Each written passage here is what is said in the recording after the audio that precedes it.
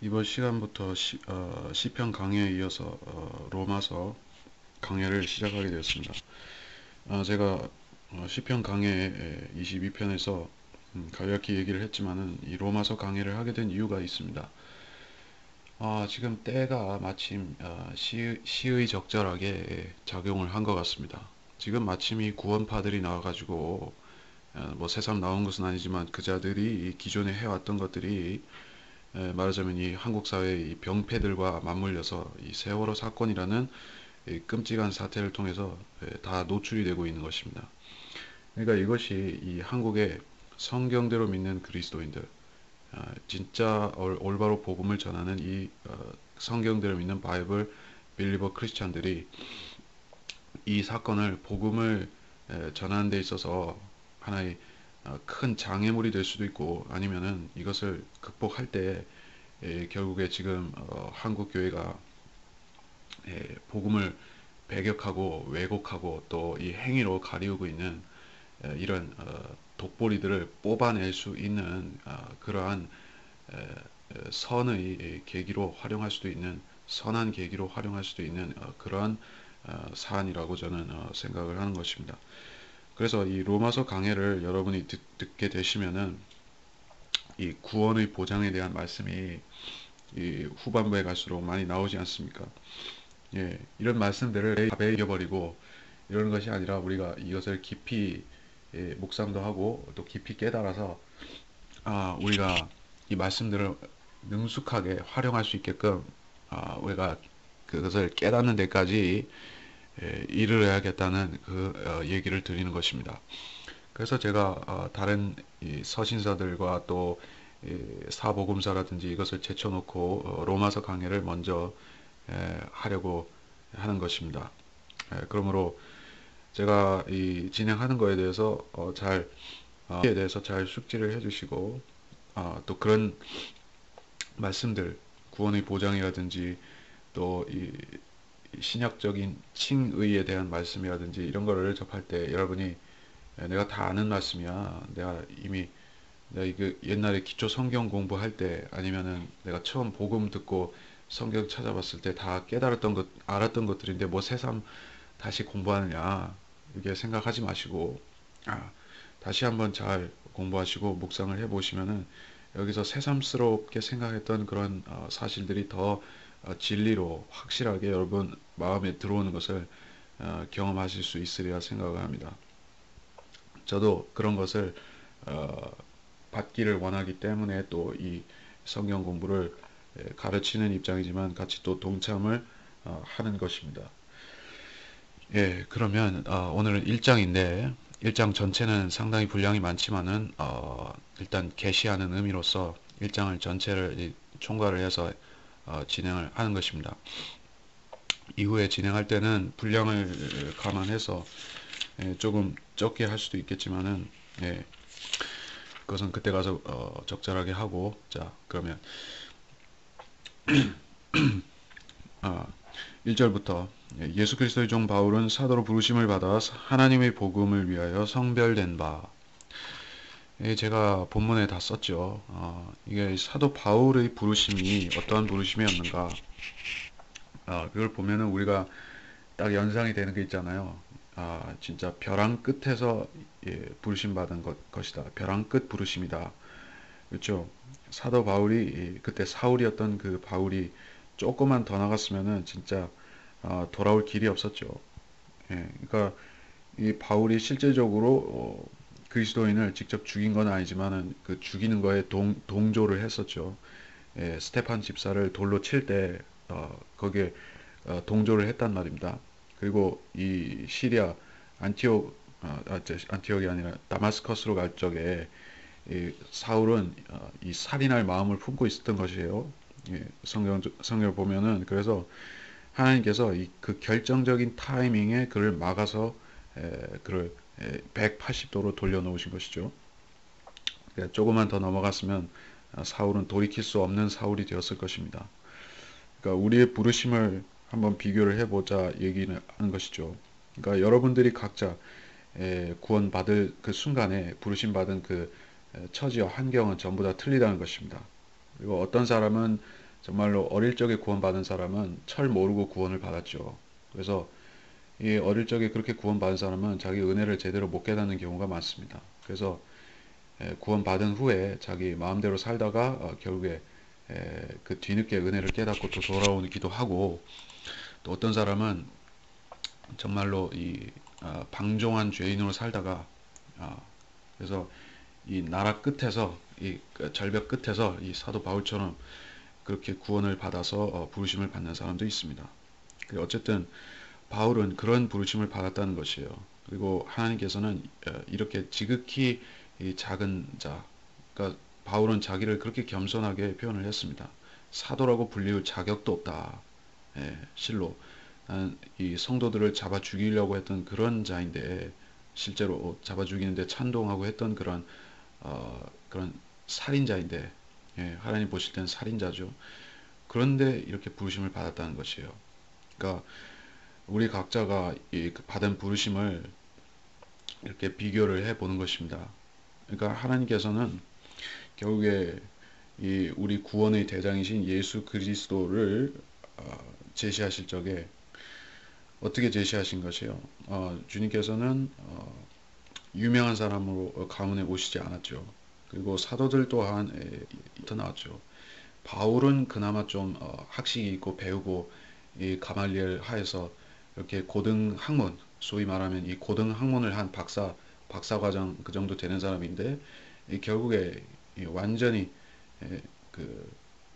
이 밑바닥까지 가서 인간으로서 할 짓 아니 할 짓 다 그렇게 살인, 그렇게 약탈, 그런 자가 되려고 하다가 거기서 구원을 받은 것입니다.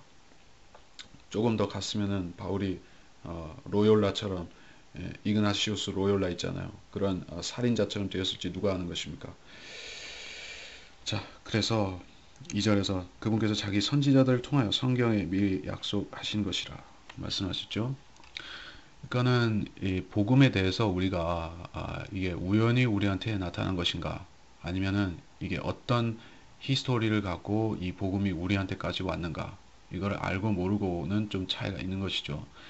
그러니까 죄인이 처음 구원받을 때는 자기 구원이 어떻게 해서 왔는지 그냥 아무것도 모르니까 무조건 감사하고 기쁘고 또 감사하고 기쁘고 한 것인데, 우리가 이렇게 이 복음에 대해서 이렇게 쭉 공부를 하다 보면은 이게 하나님께서 성경에 미리 약속을 하고 주신 것이구나, 약속이었구나 하는 점을 우리가 알게 되고, 그래서 이 구약을 공부하고 또 신약을 다시 공부하고 이렇게 교차해서 공부하다 보면은 이 복음의 진리가 성경에 확실히 미리 약속된 것임을 더 깨닫고 그런 은혜를 받게 되는 것입니다.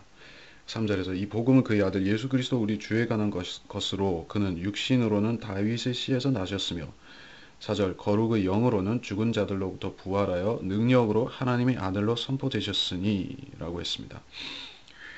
자, 이 바울이 말한 이 그 복음이라는 것은 이 은혜의 복음이죠.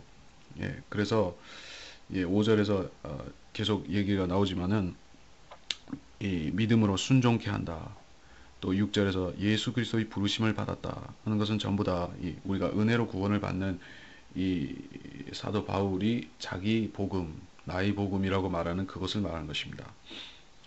근데 여기서 육신으로는 다윗의 씨에서 나셨다 이렇게 말을 하지만은 이거는 표현상으로 주님께서 이 마리아, 처녀 마리아의 태를 빌어서, 그렇죠? 이 마리아는 다윗 가문에서 나왔잖아요. 그러니까 그 태를 빌어서 오셨으니까 성령의 씨이기는 하시되 이 인간 마리아의 몸을 빌어서 태어나셨다. 육신으로는 그렇게 태어나셨다라는 뜻입니다. 근데 실질적으로는 다윗의 씨는 아니죠. 그렇게 인정되는 것이죠. 그러니까 사람들로서는 다윗의 씨다, 다윗의 자손, 다윗의 아들이다 이렇게 말하지만은 그 계보를 말한다고 하면은 실질적으로 주님은 계보가 없으신 분이시죠. 영원하신 분이시죠. 단지 이 아담의 씨가 아닌 이 성령의 씨를 통해서 우리 다윗 가문에 들어오셔서 거기서 메시아로 오신 것입니다. 자, 그리고 4절에서 거룩의 영으로는 죽은 자들로부터 부활하여 하나님의 아들로 선포되셨다. 이렇게 말했는데, 자, 그러니까는 이 예수 그리스도께서 부활하신 것이 거룩의 영으로 되었다. 성령으로 되었다. 그 얘기를 하는 것이죠. 그러니까 우리가 이 부활이다 할 때 몇 가지 의미가 있습니다. 그러니까 우리가 구원받을 때 영적인 부활이 있어요. 그런 영적인 부활이 있고, 그것은 우리가 죽어있던 영이 성령님이 들어오시면서 살려주시는 그것, 중생이라고 하죠. 그 중생을 하게 될 때 그것을 영적 부활이라고 하고, 이와 같이 4절에서 주님께서 이 육체가 부활하시는 것, 주님이 몸이 다시 사신 것, 이것을 또 부활이라고 하는 것입니다. 그러니까 우리는 그 주님의 실제적인 부활을 마음에 믿을 적에 우리가 영적인 부활을 먼저 받게 된 것이고, 자, 순서적으로는 또 우리도 실제적인 이 육신의 부활을 또 받게 되는 것입니다. 그것은 성령께서 약속으로 우리 안에 두신 것이고, 그렇습니다. 그래서 주님이 하나님의 아들로 선포가 되셨죠. 복음이라는 것은 그렇습니다. 복음이라는 것은 우리가 예수 그리스도께서 부활하셨다, 이것을 선포하면 이게 복음의 알파요 오메가가 됩니다. 예수 그리스도가 부활하셨다, 이렇게만 말해도 복음입니다. 왜냐하면 예수 그리스도가 하나님의 아들이시고 또 육신으로 오신 하나님이시기 때문에 그분이 죽었다가 부활하셨다는 사실을 선포하면, 그걸 믿으면은 그 사람도 이 성령의 선물을 받는 것이고 부활하는 것입니다. 영적인 부활 먼저 받게 되는 것입니다. 예. 5절에서 그를 통하여 우리가 은혜와 사도의 직분을 받아 그의 이름을 위하여 모든 민족 가운데서 믿음으로 순종케 한다. 믿음으로 순종케 한다. 그러니까 이 복음에 순종해야 된다, 이렇게 말을 하는 것은 우리가 이 믿음이 순종이라는 얘기를 하는 것이 아니라, 그렇죠, 이 믿음과 순종은 조금 다른 얘기입니다. 그러니까는 믿은 사람이 하나님께 순종하는 생을 살 수가 있는 것을 아시죠? 믿지 않은 사람이 어떻게 하나님을 순종하겠어요? 아예 해당이 없는 것이죠.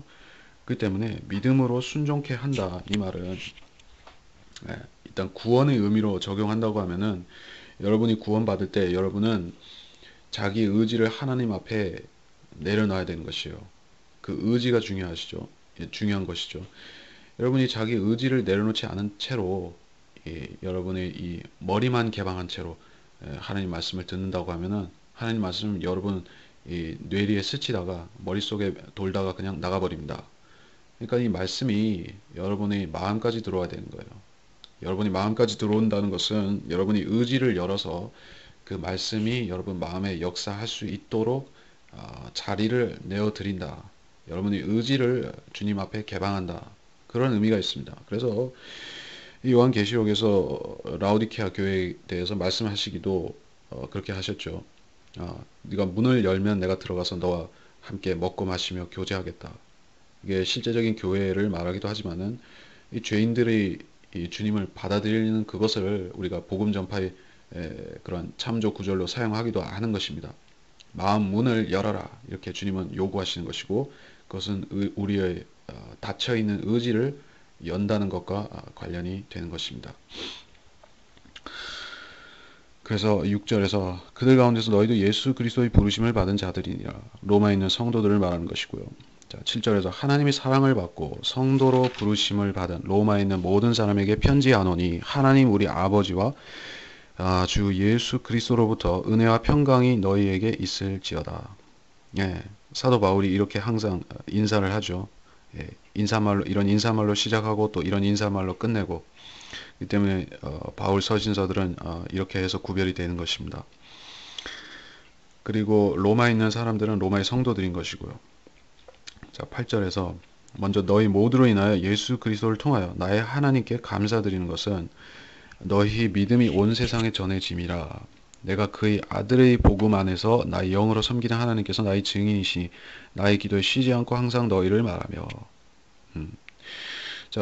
어떻게 해서든지 이제는 내가 언제라도 하나님의 뜻에 따라 너희에게 나아갈 형통한 여정을 갖게 되기를 간구하노라.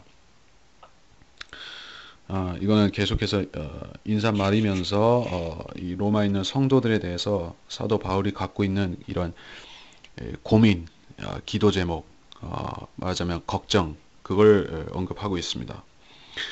이 사도 바울은 아직까지 이 로마에 있는 이 거듭난 사람들, 성도들을 아직 본 적이 없는 것이죠. 보지 않았음에도 불구하고 벌써 걱정부터 하고 있어요. 그러니까 우리는 이게 성경에 우리가 믿음으로 산다는 것이 보는 것으로 믿는 것이 아니라 이렇게 얘기를 했잖아요. 보는 것은 믿음이 아니요. 우리는 보지 못하고 믿을 때 진짜 믿음이 되는 것입니다. 보지 못했지만 벌써 이 성도들을 사랑하고 사랑하기 때문에 염려하고 염려하기 때문에 이렇게 쉬지 않고 기도를 한다. 이게 성도로서는 거듭난 그리스도인으로서만 가능한 일입니다. 어떻게 내가 한번 보지도 않은 사람들을 사랑할 수가 있는 것이에요. 근데 그리스도의 생각, 거듭난 사람의 생각으로서는 그것이 가능한 일입니다. 사도 바울이 그렇게 했다는 얘기니까 여러분들도 다른 같은 이 믿음 안에 있는 성도들을 대하는 생각이 이렇게 되어야만 되는 것입니다. 그것이 하나님께서 사도 바울을 우리한테 믿음의 교본으로 주신 이유이기도 한 것입니다. 사도 바울은 나를 따르는 자가 되라고 그렇게 요구할 수가 있었습니다. 왜냐하면 사도 바울은 이런 사람이었기 때문입니다.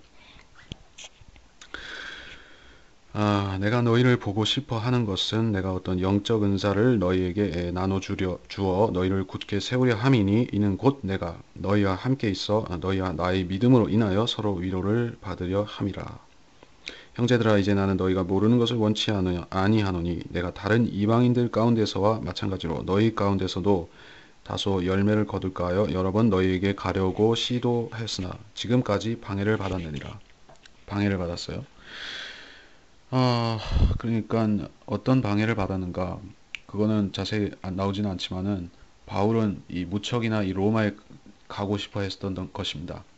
그래서 이 기회를 얻기 위해서 예루살렘에 가서 유대인들에게 일부러라고 할 수 있죠. 박해 받을 것을 이미 잡힐 것을 이미 알았고 예언도 들었지만은 갔잖아요. 억지로 가가지고 결국에 잡힌 것입니다. 그러니까 로마로 그렇게 가고 싶었어요. 예. 거기에 카이사한테 이 복음을 전하고 싶었던 것도 있을 거지만은 이 카이사한테 복음 전하면 어떻게 되죠? 목이 잘리죠. 그러니까 바울은 순교하고 싶어서 정말 안달이 난 사람이었습니다. 예, 근데 시시하게 죽으면 안 되잖아요. 어디 유대인 어느 폭도 돌에 맞아 죽는 것보다는 저기 이 로마에 있는 사탄의 우두머리 카이사한테 가서 한번 시원하게 전하고 그렇게 사도 요한처럼 끓는 솥에 들어간다든지 장렬한 최후를 하고 싶은 거죠. 거기다가 또 이 로마에는 바울이 사랑하고 사모하는 성도들이 있잖아요. 그러니까 바울은 그렇게 가고 싶었던 것입니다. 근데 사탄이 못 가게 이렇게 막았다는 것입니다. 방해를 했죠. 그리고 11절에서 영적 은사를 너희에게 나눠주려 한다. 이렇게 말씀하고 있는데 어떤 은사인가? 뭐 제가 본문에 썼지만 제가 추측컨대는 그것은 어떤 영적인 은사를 말하는 것이고 그런 성령의 은사들 중에서 사랑을 말하는 것이다. 예. 왜냐하면 사도 바울이 이 사랑이 이렇게 이 본문 자체에서 묻어나지 않습니까? 한 번도 보지 못한 이 성도들을 너무 사랑해서 예, 너무 사랑해서 쉬지 않고 너희를 위해 기도한다. 예, 이런 것이니까는 사실 우리가 다른 것을 염두에 둘 수가 없죠. 사랑의 은사를 너희에게 더해주려 하는 것이다. 이렇게 해석할 수 있겠죠. 뭐 은사주의자들은 뭐 달리 해석을 할 수 있겠지만은 뭐 그자들은 사랑보다는 방언이잖아요. 방언에다가 예언에다가 뭐 그런 것들이 그자들이 우상이니까 예, 그걸 말하는 것입니다. 14절부터 헬라인들이나 야만인들이나 지혜 있는 자들이나 어리석은 자들에게나 내가 다 빚진 자로다. 그러므로 나로서는 로마에 있는 너희에게도 복음을 전할 준비가 되어 있노라. 내가 그리스도의 복음을 부끄러워하지 아니하노니 이는 이 복음이 믿는 모든 사람을 구원에 이르게 하는 하나님의 능력이 됨이라. 첫째는 유대인에게 또한 헬라인에게로다. 자, 헬라인들이나 야만인들이나 그쵸 같은 말입니다. 이방인들이에요. 지혜 있는 자들이나 어리석은 자들이나 어쨌든 이방인들이죠. 다 뭐 다양한 이방인들이 있죠. 잘난 이방인, 못난 이방인, 많이 배운 이방인, 못 배운 이방인. 공통점은 그들은 버림받은 사람들이고 그들은 하나님을 알지 그들은 그 마음에 하나님을 아는 지식을 두기를 싫어하는 사람들이 그런 이방인들 중에서 많이 배운 사람들이라는 것입니다. 예. 그러니까 결국에 이런 사람들에게 내가 왜 이래? 이런 사람에게 이방인들에게 바울은 빚진 자라고 고백을 하죠. 예. 바울이 무슨 빚을 졌어요? 사랑의 빚 말고는 진 빚이 없죠. 왜냐하면 바울이 원하는 것은 자기가 사랑하는 사람들을 만나서 그들에게 이 은사를 나눠주고 또 이 달려갈 길을 마치고 면류관 받는 거 말고는 다른 생각이 없으니까 빚진 자로다 이 생각밖에 없죠. 복음 전파밖에 없습니다. 그러니까는 이 복음을 증거하는 것 이것이 교회의 지상 과제다, 지상 목표다 이렇게 생각하지 않는 사람은 이상한 사람이죠.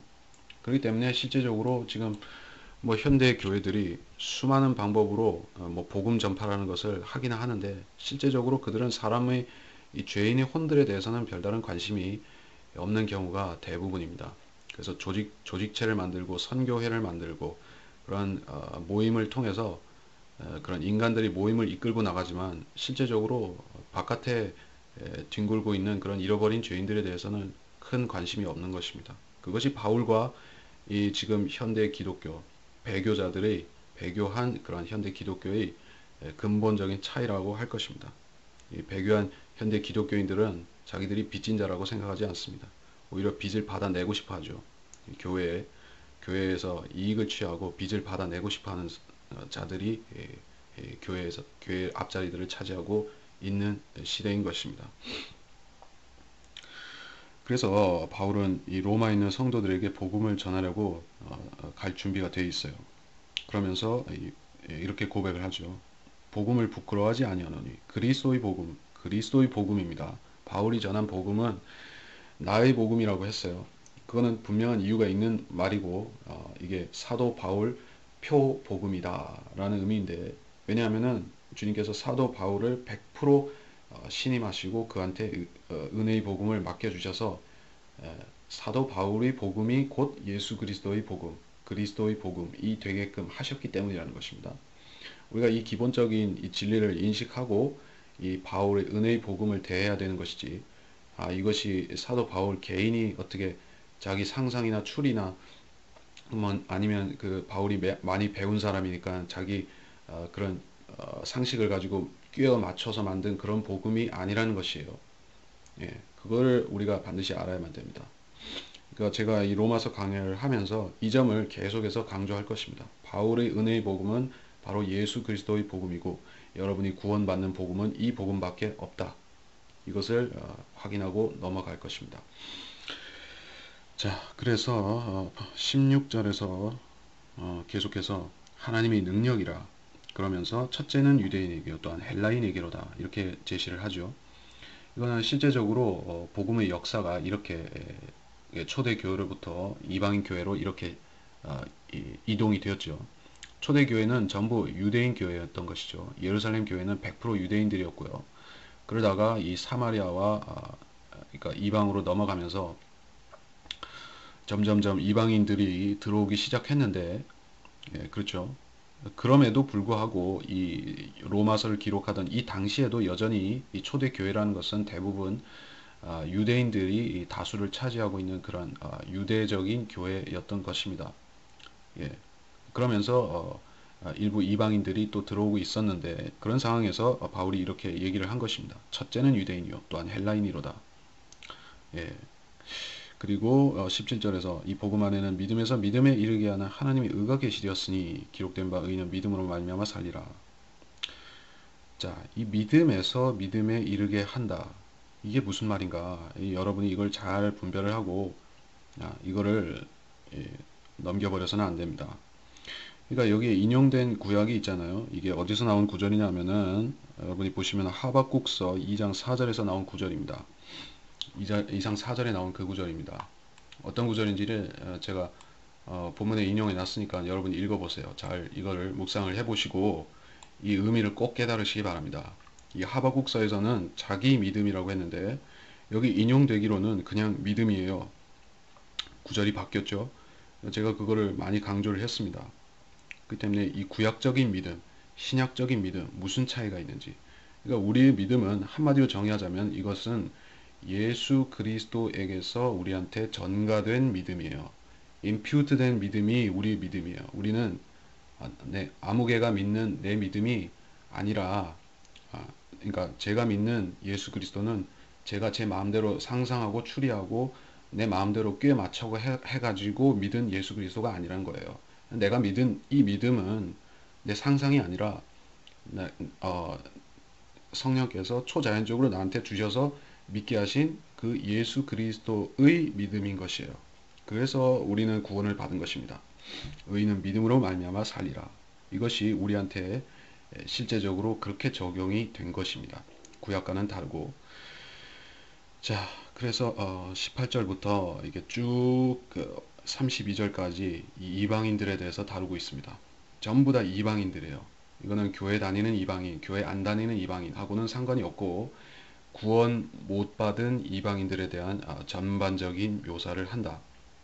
그러면서 또 이거는 하나의 이방인들의 타락의 역사 이거를 다루기도 한다. 뭐 그렇게 이해를 하시면 됩니다. 무척 길지만은 쭉 읽어 가겠습니다. 하나님의 진노가 불의 가운데서 진리를 붙잡는 사람들의 모든 불경건과 불의에 대하여 하늘로부터 계시되거니와 이는 하나님을 알만한 것이 그들 속에 나타나 있기 때문이니 하나님께서 그것을 그들에게 보이셨습니다. 세상의 창조 때부터 그분께 속한 보이지 않는 것들이 분명히 보여졌고 심지어는 그분의 영원한 능력과 신격까지도 만들어진 것들에 의해 알려졌으므로 그들이 변명하지 못하느니라. 이는 하나님을 알되 하나님께 합당한 영광을 돌리지 아니하고 감사치도 아니하며 도리어 그들의 상상들이 허망하여지고 그들이 어리석은 마음이 어두워졌기 때문이니. 아유, 이게 무척 기니까 일단 여기까지. 자, 이거 하나하나 보자면은 진노가 이 18절부터 하나님의 진노가 불의 가운데서 진리를 붙잡는 사람들이라 이렇게 했습니다. 예, 여러분이 이게 성경이 단순해 보이는 요 한 구절을 조금 바꾸면은 교리가 달라집니다. 이거를 개혁 성경에는 어떻게 해놨냐 하면은 개혁 성경은 물론이고 모든 이 현대 역본들에는 어떻게 되어 있는가 하면은 불의로 진리를 막는 자들이라 이렇게 되어 있습니다. 그러니까 분명히 다르죠. 불의 가운데서 붙잡는다. 그러니까 진리를 어찌됐든지 간에 진리를 붙잡는다는 거예요. 거부한다는 게 아니죠. 진리를 붙잡기는 붙잡아요. 근데 불의 가운데서 그렇게 한다. 예, 그 말이죠.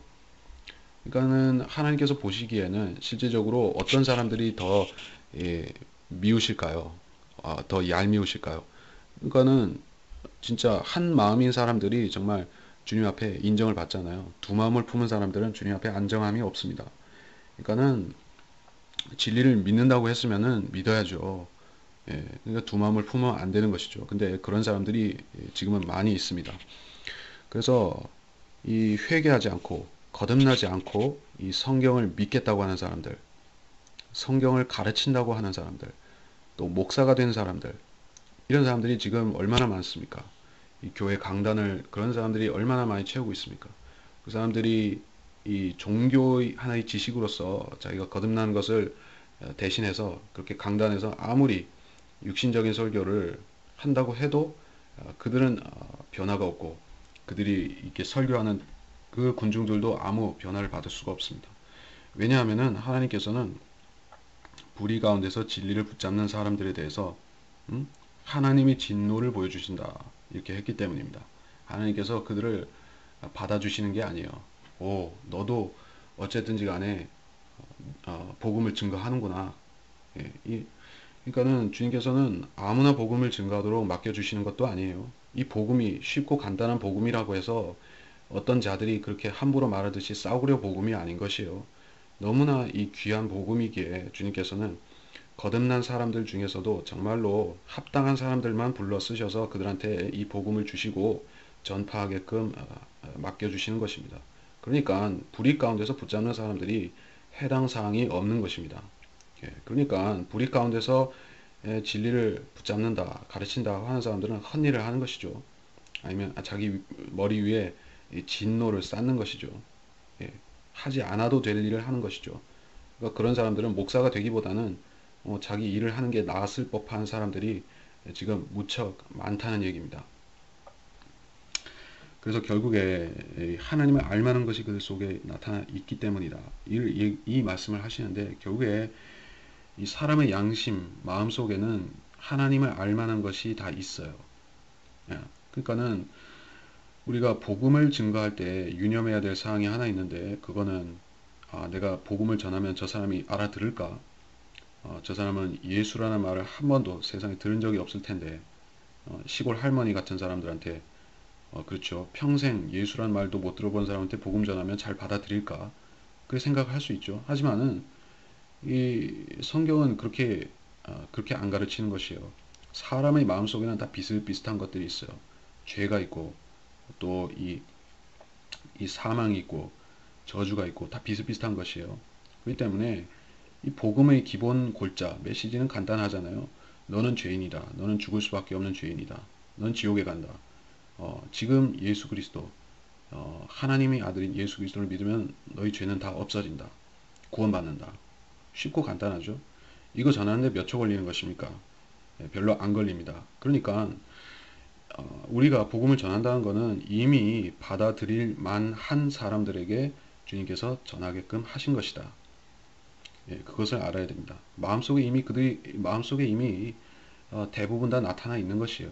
그들은 이미 가책을 받고 있어요. 그들은 하나님이 계신 것을 느끼지만 어떻게 믿어야 되는지 모르고 있을 따름인 것이죠. 20절에서도 같은 말씀입니다. 이 자연계에도 마찬가지로 주님께서 풍성한 계시를 주셔서 이 하나님의 신격이 자연 계시 속에 다 나타나게 하신 것입니다. 그러니까 이 세상에서 제가 볼 때 가장 지옥에 간다면 억울한 사람들이 이 과학자들이에요. 천체 물리학자.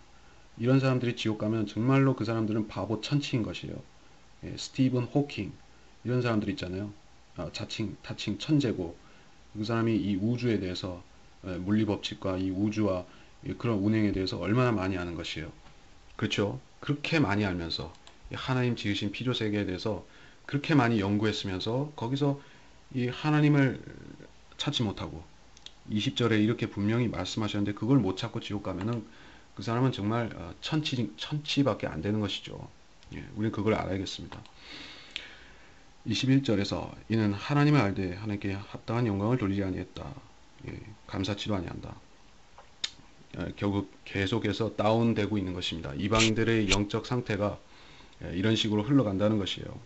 기원 전부터 지금에 이르기까지 긴 역사이죠. 우리가 이 한국의 역사를 어떻게 분류하죠? 고조선이 있었고 뭐 신라, 백제, 고구려, 그 다음에 고려 시대, 조선 시대, 그리고 현재까지 이르렀다. 근데 사실 하나님께서 보시면은 그거는 별 의미가 없고요. 이 역사예요. 이 로마서 1장 18절에서 32절에 이르는 이 역사가 우리 역사인 것이에요. 한민족의 역사고 이것이 모든 세계 민족들의 역사가 여기에 집약되어 있는 것입니다. 그러니까 구원은 참 단순한 것입니다.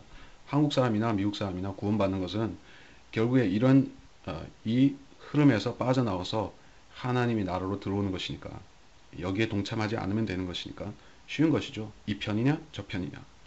자, 이 편이냐 저 편이냐 선택하라고 하는 것을 이것이 구원인데 사람들은 이런 걸 싫어합니다. 야, 그거는 흑백 논리 아니야. 흑백 논리 아니야. 뭘 그렇게 선택을 해.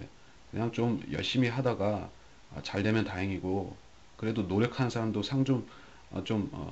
칭찬 좀 해주고 이런 거 아니야. 그러니까는 구원받기 위해서 열심히 노력하며 사는 것도 나쁜 건 아니지. 이게 그렇게 사람들의 상식은 그렇게 말을 하지만은 실질적으로 이 구원이라는 것은 지옥 가는 사람들이 완전히 자기 길에서 돌이켜서 예수 그리스도한테 넘어오는 것을 말하는 것입니다. 이것도 되고 저것도 되고 하는 것은 없다는 것이죠. 이쯤 하고 어쨌든 그래서 그들이 변명하지 못하고 그들은 영광을 돌리지 않았고 마음이 어두워졌고 우둔하게 되었고 정말 순서대로 가는 것입니다. 썩지 아니하는 하나님의 영광을 썩어질 사람의 형상과 새들과 네 발 달린 짐승들과 기어다니는 것들과 같은 형상으로 바꾸었도다. 자, 이제 우상 숭배가 나왔습니다. 형상을 만들어서 숭배하는 것이 나왔습니다. 이건 참 역사가 오래됐잖아요. 인류 역사의 초부터 다 있었던 것이에요. 슈메르 문명에서부터 이집트, 페르시아, 바빌론, 중국, 고조선 다 형상을 섬겼잖아요. 우리는 다 그런 이방인들인 것이에요. 그 이방인들한테서 나온 자들인 것이에요. 그러니까 기원전 한참 전에 그 노아의 홍수 지나고 얼마 안 돼서 다 이렇게 돼버린 것이에요. 그러니까 하나님께서 이런 죄악 세상에서 아브라함을 불러내셨잖아요. 그때 이미 이렇게 흘러갔던 겁니다. 그리고 그러므로 하나님께서 그들을 자기들의 마음의 정욕에 따른 더러움에 내버려 두시어 그들의 몸을 서로 욕되게 하도록 하셨으니, 자, 이제 이 몸을 욕되게 하는 것이 나옵니다. 우상 숭배가 나오더니 그 다음으로는 이 육적인 범죄, 제일 대표적인 것이 음행이죠. 그리고 그 다음에 계속 나오지만은 이 동성 연애가 나오고, 그리고 여기 언급이 정확히 되지는 않았지만은 이 수간, 이 짐승과 그렇게 관계하는 것도 포함이 됩니다. 피조물을 창조주보다 더 경배하고 섬겼다. 여기에 그런 의미도 포함이 됐을 것이고요. 그러니까 왜 이런 비정상적인 인간들의 색욕이라는 것이 인류 역사의 초기부터 지금까지 끊이지를 않는가? 여러분이 그 이유를 생각해 보시기를 바랍니다. 성경이 말씀하는 바에 따르면은 결국엔 이 순서대로 된 것이요. 그들이 창조주를 알지만 창조주를 믿지 않았기 때문에 그들이 이런 생각을 갖게 된 것이에요. 피조물을 섬기게 되고 이 피조물을 형상으로 섬기게 되고 그러다 보니 음욕이 부릴 듯 해서 결국에 동성 연애까지 이르게 된다. 결과적으로 그렇게 된다는 것입니다. 25절에서 그들이 하나님의 진리를 거짓말로 바꾸어 피조물을 창조주보다 더 경배하고 섬겼음이라. 하나님은 영원토록 찬양받으시구니라. 아멘. 자, 그러니까 이게 우상숭배를 말한다고 제가 말씀을 드렸죠.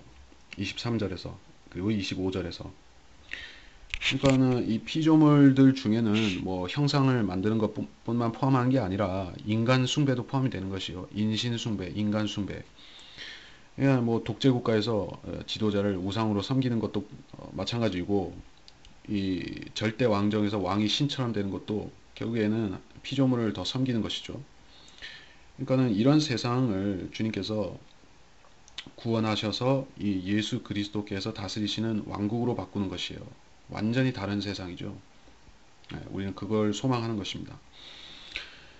25절에서 그렇고 26절에서 이로 인하여 하나님께서 그들을 수치스러운 욕정에 내버려 두셨으니 심지어 그들의 여자들까지도 본래대로 쓰는 것에서 본성을 거역하는 것으로 바꾸었다. 이 여자 동성 연애가 나왔죠. 레즈비언이죠. 그게 먼저 나왔습니다. 그 다음에 27절에서 남자 동성 연애, 그런 호모들이 나오죠. 이게 이 성경에 이거를 이렇게 경고를 했다는 사실, 경고가 아니라 이미 이렇게 제시를 했다는 사실, 이거를 사람들이 어떻게 받아들이는가 하면은, 이게 죄인들은 이 성경 진리를 받아들인 데 있어서 굉장히 무엇 낀 사람이 방귀 낀 사람이 먼저 화낸다는 얘기가 있잖아요. 그러니까는 성경이 이런 죄들을 지적하면은 오히려 회개하기는커녕 버럭 화를 낸다든지, 그 성경이 틀렸다고 생각한다든지, 성경은 왜 그래? 이렇게 사람들을 이런 잘못만 찾는 거야 하고, 난 그런 편협한 하나님은 안 믿겠어 라든지, 이런 식으로 청개구리 반응을 하는 것이 많은 죄인들입니다. 그러니까 우리는 이 성경에서 이 죄인들을 다루시는 구절들을 관찰할 적에 이 구절들을 죄인들이, 많은 세상 사람들이 어떤 식으로 받아들이는가, 수용하는가 거부하는가, 진리를 받아들이는가 거부하는가를 보면은 이 말씀이 정말로 하나님께서 기름 부으신 말씀이다. 이 말씀이 진리의 말씀이다. 왜냐하면은 이 세상 모든 경전들과 종교들과 그런 데에서 이 동성연애를 이렇게 정죄하는 데가 어디 있어요? 사실 별로 없죠. 가령 이 불교에서는 어떨지 잘 모르겠습니다. 근데 이 모슬렘 같은 경우에는 정죄하는 법이 있어요. 이 동성연애를 그들도 정죄합니다. 그래서 뭐 심지어 뭐 감옥에 보내고 또 더 심한 벌도 줍니다. 이 모슬렘들은 그런 참 율법적인 근거로 그렇게 하는 것인데, 왜냐하면은 그 사람들은 이 구약 성경을 베껴서 코란을 만들었어요. 예, 그들의 독자적인 경전이 아닙니다. 코란은. 그렇기 때문에 모세 율법의 근거로서 그들은 이 동성연애를 정죄하죠. 근데 그들은 신약 성경을 거부한 사람들이잖아요. 유대인과 똑같이. 그렇기 때문에 그 사람들은 율법으로 정죄하기는 하지만은 이 죄 문제를, 이런 죄 문제의 근본을 들춰낼 수도 없고 해결할 수도 없습니다. 그렇기 때문에 줄기차게 뭐 죽이고 자르고 때리고 이거밖에 못하는 것이요. 사우디아라비아를 보세요. 거기 보면 맨날 태형질 하잖아요. 뭐 가늠하면 태형하고 여자를 조금 음란하게 보기만 해도 잡아가고 막 그렇게 하는데, 그 사람들이 율법을 지키는 것 같지만은 실은 그 사람들 마음속에는 이미 난장판이 된 것입니다. 그게 행동으로 조금씩 조금씩 나오는 것인데, 결국에 마음속에 있는 것들을 다 행동으로 나타낼 수밖에 없는 게 죄인이라는 것입니다. 율법은 그것을 막을 수가 없습니다. 그리고 이제 남자 동성연애가 나왔고 그들이 그릇 때문에 상당한 보응을 받았다 이렇게 말씀하시죠. 이거는 역사적으로 실제적으로 성취가 된 것이죠. 동성 연애자들이 대표적으로 받은 게 뭐예요? 그들이 열매가 무엇이죠?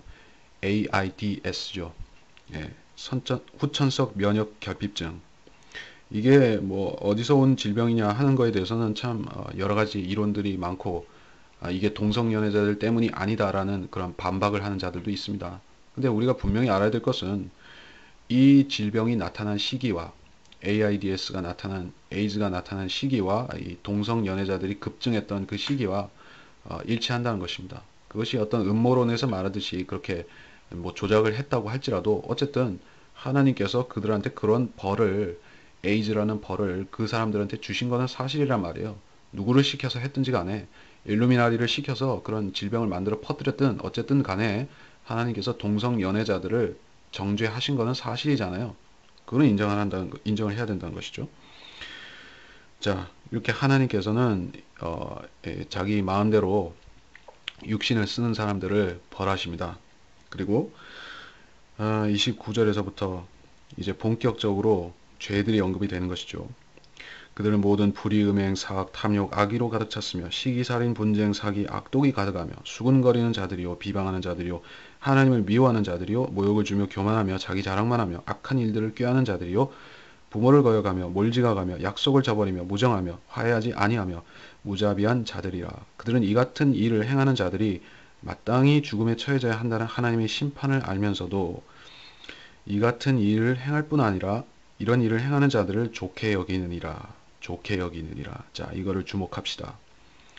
그러니까는 이게 쭉 나열됐는데, 이런 죄들을 여러분 생각하건대 인류 역사에서 어느 한순간이라도 이방인과 유대인하고는 상관이 없어요. 모든 사람들이 이런 죄를 안 짓고 살았던 적이 있냐 이것이죠. 언제든 어느 때든 어느 시대든 이런 죄들은 다 지었습니다. 예, 새삼스러운 얘기가 아니죠. 그러니까 이거는 우리가 마음으로도 지을 수 있고 행동으로도 짓는 것인데 결과는 같은 것이에요. 예, 영원한 지옥불이죠. 그러니까는 이거는 이방인들이 빠져나갈 구멍을 완전히 봉쇄하는 구절이다 이런 것입니다. 이 로마서는 이 은혜의 복음을 담고 있지만은 사실은 이렇게 무서운 내용입니다. 여러분이 이 은혜의 복음을 거절하고 예수 그리스도를 통해서 성령 안으로 들어오지 아니하면은 여러분은 29절에서 32절 사이에 있는 이 사람들과 운명이 같아지는 것입니다. 이게 성경은 분명히 이쪽 아니면 저쪽, 이거 아니면 저거 선택하라고 요구를 하는데, 제가 아까 말씀드렸듯이 어쨌든 사람들은 이런 흑백을 싫어한다는 것이에요. 그들은 이 회색을 좋아하는 것이죠. 그래서 그들은 분명한 회심 없이 교회를 다니기를 원하는 사람들이 되어서 지금 라오디케아 시대는 그러한 형식적인 교인들로 교회들이 꽉 채워져 있는 것입니다. 하지만 하나님께서는 분명히 이것 아니면 저것, 성경 아니면은 가짜 성경, 진리 아니면 비진리, 교회 아니면은 마귀 교회, 이 둘 중 하나를 선택하라고 그렇게 보여주시는 것입니다. 여러분은 어느 쪽을 선택하든지 간에 그거는 여러분이 양심대로 하시는 것이지만은 그 결과에 대해서 아셔야 되는 것인데, 하나님께서는 각 사람이 자기가 그 선택하는 대로 그 열매를 취하게 하신다는 것입니다. 예, 여러분이 진리를 받아들이고 진리를 먹고 또 진리로 성장하면은 의의 열매를 맺게 되는 것입니다. 성령 안에서 의와 화평의 열매를 맺게 하시는 것입니다. 강의가 참 처음 시간인데 무척 길었습니다. 예, 그래서 제가 강조했던 이번 시간의 요점이 무엇인가에 대해서 간략히 이렇게 간략히 정리하고 넘어가겠습니다. 그러니까 제가 강조했던 것은 이것입니다. 이 복음을 알지 못하는 많은 이 세상 자연인들 있잖아요. 소위 교회에 다니지 않는 이방인들도 진리를 언제든지 믿을 수 있다. 여러분 이거를 아셔야 되는 것입니다. 여러분이 거듭난 사람이라고 해봐요. 근데 저 교회 밖에 거듭나지 않은 채로 막 사는 이방인들 있잖아요. 주변에 많죠. 그걸 보고 야, 저 사람들은 참 안 됐구나, 불쌍하구나. 나는 좀 낫지, 나는 좀 괜찮아. 근데 그렇게 생각하면 오산이고, 그 사람들은 어떤 사람들이냐 하면은 마음만 한순간 돌리면 15초 안에 여러분과 똑같아질 수 있는 그런 사람들입니다. 반면에 여러분도 지금 구원받았다 할지라도 이 29절에서 32절 사이에 있는 이런 이방인의 상태, 여러분이 신경 조금 더 쓰고 육신을 조금 느슨하게 놓아주고 조금 해이한 마음을 품고 하면은 다시 돼지와 개로 돌아가듯이 29절에서 32절 사이를 행하면서 그렇게 살 수 있는 육신을 가진 그런 상태에 있다는 것을 알아야 되는 것입니다. 예, 자만할 필요가 전혀 없는 것이죠. 이렇게 마치겠고 그럼 기도하겠습니다. 주님, 이 로마서 강해를 시작하게 하심을 통해서 제가 이 은혜의 복음을 이 시대에 이 수많은 교회들과 또 수많은 목사들의 입에서 좀처럼 선포되지 않고 좀처럼 교회 밖으로 나오지 않고 좀처럼 이 세상 이 죄인들의 마음에 뚫고 들어가지 못한 채로 정말로 이 복음의 능력을 사람들이 잊어져 가고 있는 이때에 주님께서 이 로마서의 강해를 통해서 이 강해를 듣는 모든 분들이 정말로 새삼스러운 이야기로 듣지 않게 해주시기를 원합니다. 이것은 우리가 당연한 것을 새삼스럽게 아는 것이 아니라 원래부터 주님께서 보여주셨던 참다운 진리를 우리가 마음에 다시 새기는 것입니다. 이 진리를 깨닫지 못하는 수많은 사람들이 어두움 가운데 행하고 있고, 우리도 한때 그러한 사람들이었지만은 이제 주님께서는 예수 그리스도의 피로 우리를 씻기시고 또 우리 마음을 새롭게 하셔서 우리로 하여금 새 일을 행하게 하셨습니다. 그것은 우리가 이 복음을 우리의 입술로 우리의 손으로 증거하고, 아직 이 복음을 마음에 받아들이지 않은 사람들을 위해서 우리가 할 수 있는 모든 일들을 하는 그것을 말합니다. 그 일을 주님께서는 소중히 여기신 것이며, 또 이 강해를 통해서 모든 분들이 이 복음의 소중함을 마음에 깊이 깨닫고, 또 이제까지 이 복음에 대해서 정직하지 못했던 모든 부분들을 버리고 또 주님의 일을 붙잡고 할 수 있도록 그들에게 힘을 주시기를 원합니다. 감사드리며 모든 것을 주님께 감사드리며 위대하신 주 예수 그리스도의 이름으로 기도하였습니다. 아멘.